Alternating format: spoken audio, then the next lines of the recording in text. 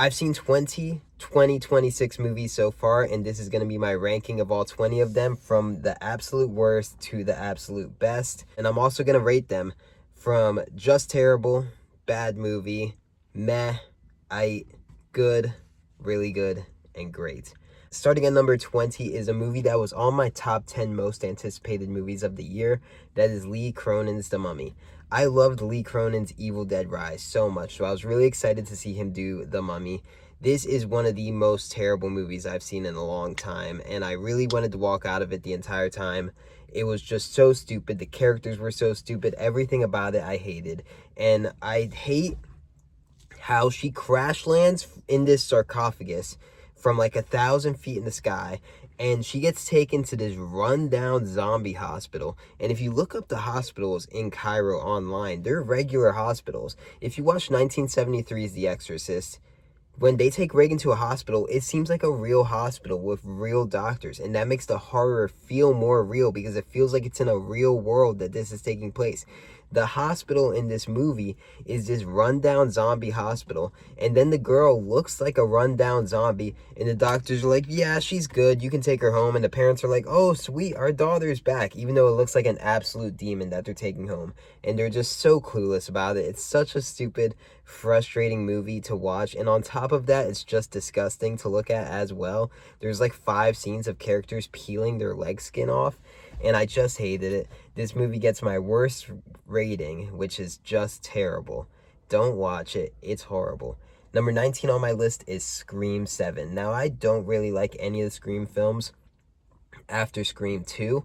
I really haven't liked Scream 5, 6, or 7. I still think Scream 6 is the worst movie of the bunch, but this one's right behind it. It was just pretty much absolutely mindless, and I'm really, honestly, after seeing this movie, I'm sick of the Scream movies, and I don't want to watch them anymore. I didn't want to watch this one. I waited till like 2 weeks ago to finally watch it, and I think it just has officially killed Scream for me. This movie gets a bad movie. Number 18 on my list is Dracula. I don't remember too much about Dracula except feeling like I had just watched this all with Nosferatu. I remember thinking it was pretty to look at, but I just don't really remember much more to it than that. I can't even remember who it starred or who directed it, and I'm not going to look it up. Dracula gets a meh. Number 17 on my list is another film that was on my top 10 most anticipated movies of the year. This is Evil Dead Burn. Again, I loved Evil Dead Rise. At the time, the Evil Dead franchise was the only horror franchise that existed that didn't have a single bad film in it. And I really loved the Evil Dead films, and then Evil Dead Burn came out, and it was so just like mediocre and bland, and you just really didn't care about any of the stupid characters on the screen. And just like lack of style, lack of color. It was very desaturated and just ugly to look at, where I felt like Evil Dead Rise had so much style, and so did the first Evil Dead, and so did Evil Dead 2 and Evil Dead 2013 and Army of Darkness. Evil Dead Burn was bland and boring, and it gets a meh from me. Number 16 on my list is another movie I was excited to watch. Is a movie called Passenger, because it's the van life horror movie, and it was a van life horror movie, and I thought that's pretty sick.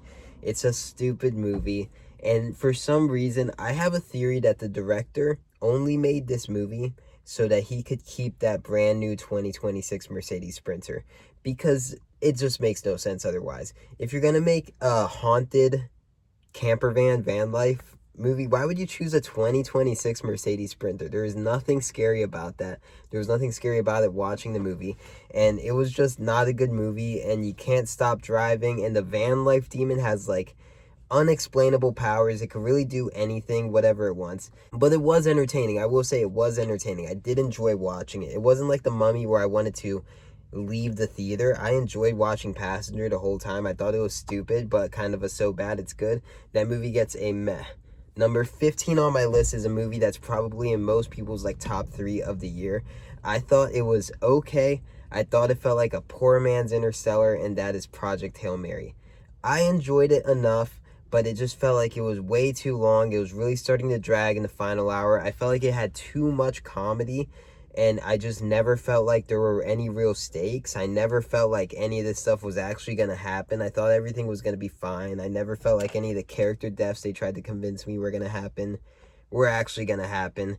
And I was just kind of honestly bored with Project Hail Mary. It looked cool, but I'd rather watch Interstellar or The Martian or Sunshine or anything else. Project Hail Mary gets an 8. Number 14 on my list is a movie that is really, really stupid and dumb and a lot of times makes absolutely no sense, but I liked it. It's Mortal Kombat 2. I'm a huge Mortal Kombat fan and have loved the games my whole life. I did not really like the 2021 Mortal Kombat too much. This one I thought was okay. I still don't think they can make a better version than the 1995 Mortal Kombat movie, but if you're a Mortal Kombat fan, I'd recommend watching this one. It was fun enough.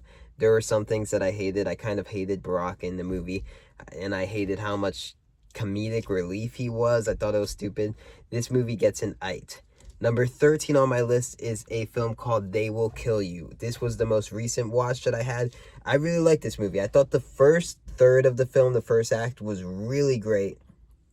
The second act was good, and the third act was just okay.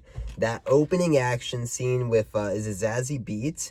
Where they do like practical action where they're chopping off the legs and the heads and everything like that. It's all done practically. And that whole opening action scene I thought was sick. I thought the mystery of the film as you go through this hotel I thought was really cool. Felt like Kill Bill meets Ready or Not. I was a big fan of it. By the end of it, I was still on board with the premise, the whole Satan thing. But by the end of it, it just got a little too stupid for me in its execution with the pig mask and everything. But overall, I liked it. I thought it was a good action movie. It's a movie I would actually rewatch, and so I would give They Will Kill You a good.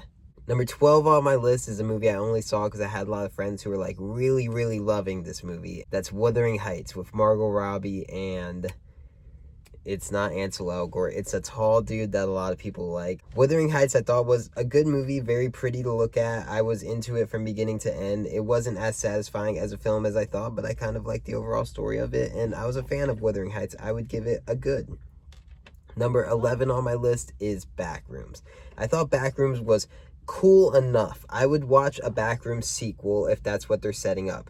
I felt like every character in the film was frustratingly stupid and painful to watch. Them just like walk through the back rooms mindlessly for like a half hour when I feel like 99.9% of civilization, the second they step into that thing, they'd step the fuck back out. And they'd be like, what the hell was that? I'm going to call the news. I'm going to report this. This is going to be the biggest story of all time. But they're not going to endlessly walk into, or maybe they'll never mention it again, but they're not going to endlessly walk into the back rooms. But I like the movie. It's a really good directorial debut, and it was a super cool premise, and it was entertaining and good enough to where I will watch a sequel. Backrooms gets a good. Number 10 on my list is The Invite, with Olivia Wilde, Seth Rogen, Edward Norton, and Penelope Cruz.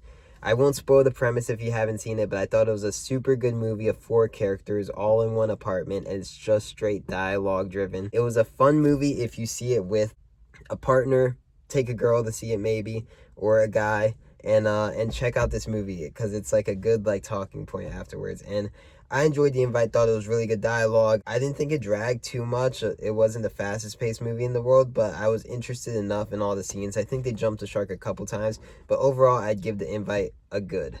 Number 9 on my list is Sam Raimi's Send Help. I was super stoked to see Sam Raimi doing a horror movie again. I really like Send Help. Just this girl and her boss on an island. A lot of great memorable scenes from this movie.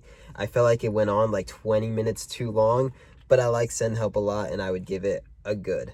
Number 8 on my list is Spider-Man Brand New Day. I enjoyed Spider-Man Brand New Day. I don't think it was a great film. I don't think any of these movies come close to the Tobey Maguire, Sam Raimi films, but I enjoyed Spider-Man Brand New Day. I felt like they had a lot of really good storylines that they could have went down and things they could have explored and themes for the character, and I felt like they kept touching it, but never really getting there. I feel like the most interesting aspect of this film was Peter and his relationships with the people that he used to know and have now forgotten him, and what's going on internally in Peter. And I didn't think that we needed to focus so much on action scenes and setting up a different character with Sadie Sink. But I did overall enjoy Spider-Man Brand New Day. I thought it was an entertaining film, and I would give it a good. Number 7 on my list is one of the most underrated horror movies of the year, and that is Primate.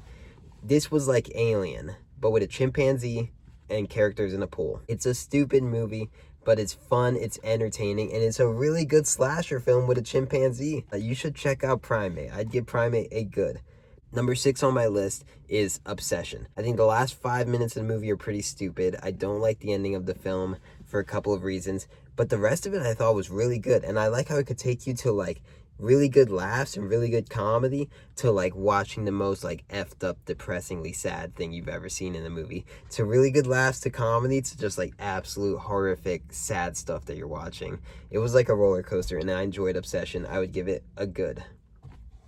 Number 5 on my list is The Sheep Detectives. Really fun, cute movie with Hugh Jackman. I love that he lived in an Airstream and he just had his sheep and he just took care of them. And now they're detectives and they got to find out the truth and they got to find out who did it. And it was Knives Out with sheep and it was really entertaining. I'd give Sheep Detectives a good. Number 4 on my list is one of the most underrated movies that nobody watched, and it is Hokum with Adam Scott. It is a witch story. It is a story of this character and like dealing with his past trauma, and it's such a good film. And it was the scariest, probably the scariest film I've seen in theaters all year, with some really creepy scenes and a really cool storyline and really cool designs of some of the horror characters in here, and some very memorable scenes. A really good ending that like tied the whole film together. Big fan of Hokum. That's the first film that I would give the rating of really good to. It's a really good film. Number 3 on my list is my favorite horror film of 2026 so far, and that is 28 Years Later, The Bone Temple. This is the best horror film of the year. 28 Years Later, I can't remember what year it came out. It might have been 2024 or 2025. It was my favorite film of that year. I loved the last 28 Years Later, and I really love this movie. I actually prefer the previous one to this one, but I thought this movie was so good. And Ray Fiennes and his story with Samson, I thought was one of the coolest things I've ever seen in any form of zombie movies or TV shows. Number 2 on my list is The Drama with Zendaya and Robert Pattinson. I don't think this is a perfect film. I do have a lot of flaws with this film, but I thought it was really entertaining, really funny, and I really liked watching those two together. And just there's so many good scenes, like when they're photographing the wedding photographer shooting them, and each flash sounds like a gunshot, and sort of the roller coaster that goes on in Robert Pattinson's character's head throughout this whole process is really good. The third act I thought was just like, a lot of times in this movie it was so painful to watch, but I like also was super into it. It felt like I was watching The Office. That movie gets a really good. Number 1 on my list is The Odyssey, Christopher Nolan's The Odyssey. This is the only movie all year that I've seen twice in theaters. I saw it in IMAX, and then I saw it in this small indie dine-in theater that was super sick. I feel like this movie has made me fall in love with movies again. I was so just fascinated watching just like when they were actually shooting the scenes with Telemachus and Mentor on this cliffside, and it's all real, and seeing the Cyclops scenes and seeing the ship and these people setting sail and the Viking cannibals and the witch. I just felt like for a fantasy epic, this is like the best one, or maybe one of the best ones since Lord of the Rings. I really love this film. I've watched it twice. It's the only movie all year that I've seen twice, and I want to watch this film a third time before it leaves theaters. I feel like the third act to me probably isn't the strongest compared to the first 2 acts, and there's little things in between the movie that I'm not a huge fan of. So the practical effects of it all really won my heart over. The Cyclops horror segment that's 20 minutes into the movie, and it's like a full 5-minute long of Christopher Nolan doing horror. So much of this movie I thought was so sick. I couldn't stop thinking about the film for weeks. Big fan of The Odyssey. This is the only film of this year so far that I would say is a great film, and I can't wait to see it again. That's my 20 through 1. How would you rank the 2026 movies that you've seen so far this year? I definitely have a couple that I still need to check out before the end of the year. Peace.